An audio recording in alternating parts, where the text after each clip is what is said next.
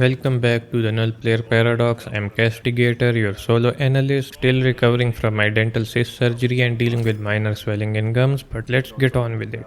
I'm here to put the games through a definitive scoring gauntlet. Every game is usually broken down across 12 weighted categories, from the performance and controls to story and game feel. I keep things as spoiler free as possible so you can decide if the game is worth your time. Let's dive into this review.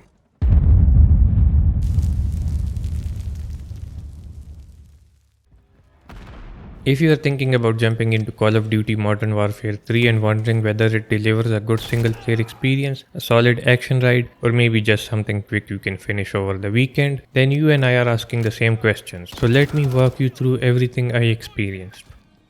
Performance for me landed a score of 810 most of the time. The game runs smoothly, especially with all settings maxed and DLSS on, and the control response feels tight. However, the downside is that the game froze on me more times than I expected, forcing restarts mid-mission. That frustration drops the no bugs and crashes score to a 410, smooth when it works, annoying when it does not.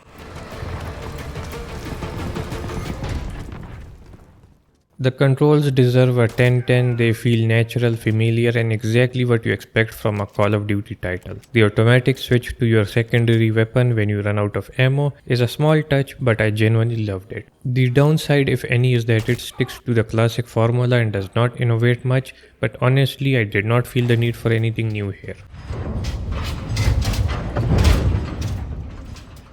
The story sits at a 610 for me. It is somewhat engaging and has its moments, especially with returning characters and Makarov stepping back into the spotlight, but it loses the interest quickly, rushing through the parts that could have been far more impactful. Modern Warfare's iconic cinematic mission structure is mixed with the new open combat missions, which give players freedom in how they approach objectives. That is a good addition, but the flow becomes inconsistent and mission briefings interrupt you constantly even when you are trying to be stealthy. I found myself wanting the game to slow down and let me soak in the world a bit more instead of yelling at me to push forward immediately over and over again. Sound design is an easy 10-10, everything from the gunfire to the ambient noise and especially the voice acting sounds sharp and believable. The only real downside is that the soundtrack itself does not leave a long-lasting impression compared to previous entries, but the overall audio package carries the weight just fine. The environments and world design earns a 9-10. Each mission location looks detailed enough, and the night vision scenes are done particularly well without being blinding. Visuals overall get a 10-10 because the graphics are cinematic, the cutscenes look like high-budget film moments, and character models hold up incredibly well. The only drawback here is the contrast between these beautiful visuals and the missions that sometimes feel like multiplayer maps stitched into a campaign.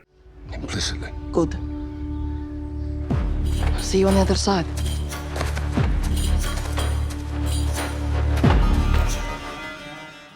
Combat ends up with a 7-10. It is straightforward and fun in that classic Call of Duty way, giving you the choice of going stealth or gun blazings. Weapons feels great to use and enemy encounters are frequent and tense. The bad side is the constant barrage of enemy grenades and enemies that feel strangely bulletproof at times, turning some fights into chaotic endurance tests rather than tactical exchanges. Characters get a strong 9-10. Most of them are well written and voiced with distinct personalities that feel believable. It is just unfortunate the story pacing does not always support the emotional weight these characters could have carried. The fun meter is a 5-10. I had fun with parts of it and appreciate the fast-paced missions, but the constant grenades, armored enemies, freezes, and mission interruptions held it back from being more enjoyable. It is not irritating to the point of ruining the game, but it also is not the high note the franchise has delivered in the past.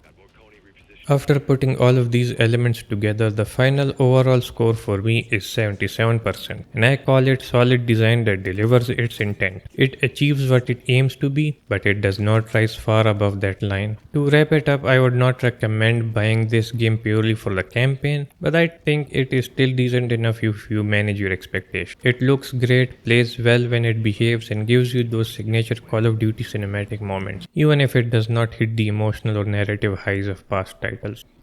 Thank you for watching, thank you for spending your time with me, and I appreciate every bit of support you give. If you enjoyed this review or found it helpful, feel free to drop your thoughts and I will catch you all in the next one. Stay safe and take care. Your snowboard soap. Snowboard. Snowboarding's for savages, Johnny.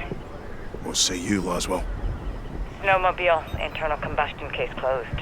Can't argue with that. And that is it for today's video. I am really thankful to you for watching the video and hanging out here on my channel. If you enjoyed it, don't forget to hit that subscribe button and stick around. There is a lot more coming your way. Stay tuned, take care, and as always, keep gaming. See you next time.